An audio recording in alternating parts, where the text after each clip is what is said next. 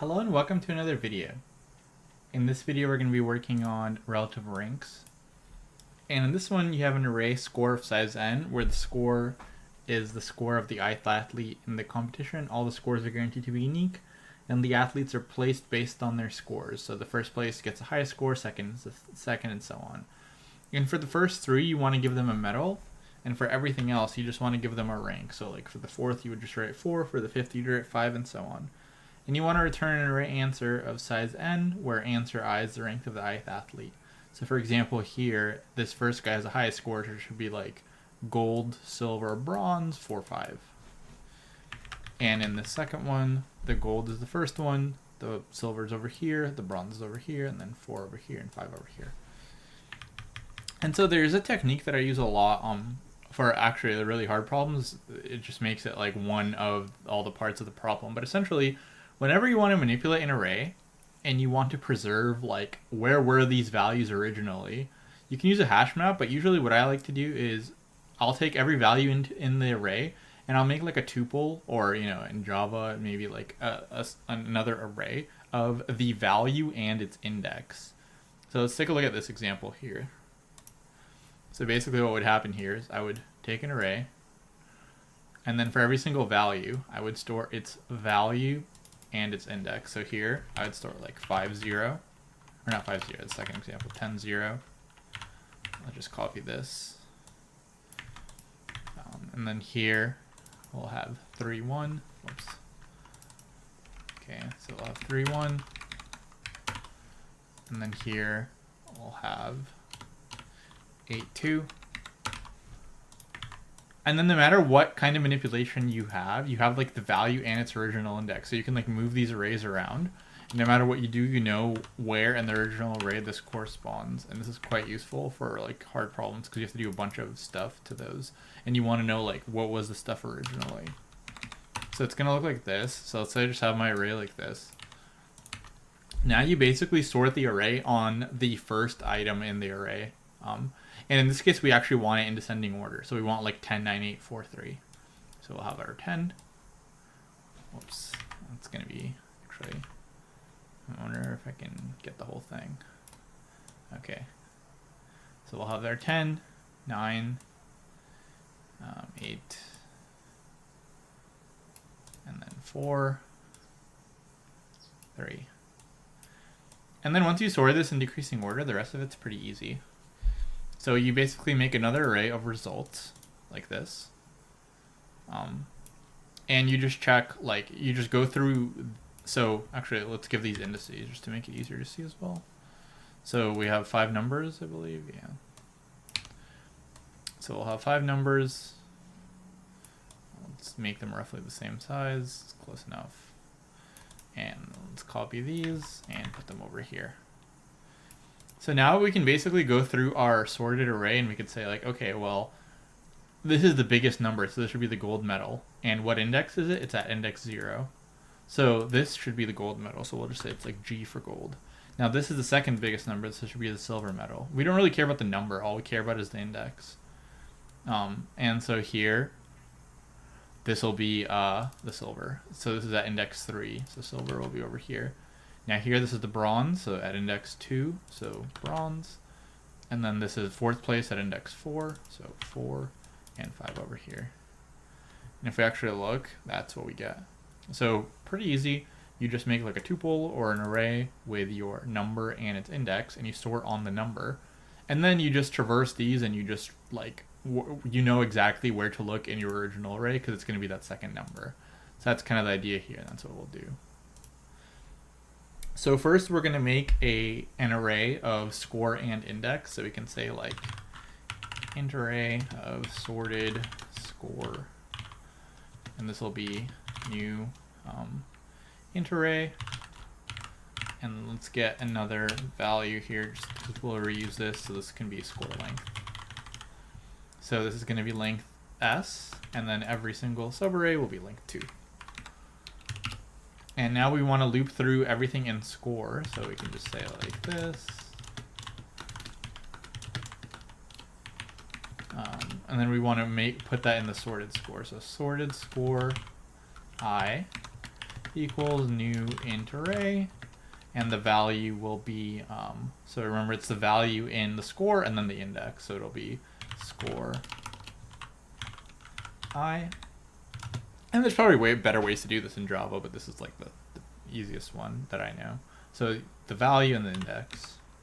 Now we want to sort this. So we want to sort this based on the first value in descending order. So you can just say array sort, give it your array, and then you can give a custom comparator here. So we can just say we want something that takes A and B and does. So if we want it in increasing order based on the first item, we do A0 minus B0, but because we want it in decreasing order, we can say B0 minus A0. So this will basically sort in decreasing order, and that should be correct. Are we missing a? Oh yeah, we're missing. Are we missing something? Maybe we need like parentheses here. And also to make it easier, we'll make an array of like the gold and silver and all that, so we don't have to make a bunch of if-else statements. We can say int array, or not int array, string array metals will be so gold, silver, and bronze. And now we need to make an result array that's going to be the same length as our score. So we can say string array result equals new string array that's length s. So now we're going to loop through sorted score like this. And do we need... I don't think we need to loop through it using an index, because we don't really care like what value we are in here, I believe. Do we? No, we actually do care, yeah, because it doesn't matter. Because if the index is 0, 1, 2, yeah, so we do care. Okay, so we can say here, if I is less than or equal to 2, this is where the metals should go, so result at index sorted score I1 is where we need to look at, right? Because we're looping through our sorted scores, and we only care about the second value. We don't care about the first value. We just care about like where this is corresponding to the original array, because this is the order, right? So this will be like first, this will be second, this will be third, and so on. We don't care about the number.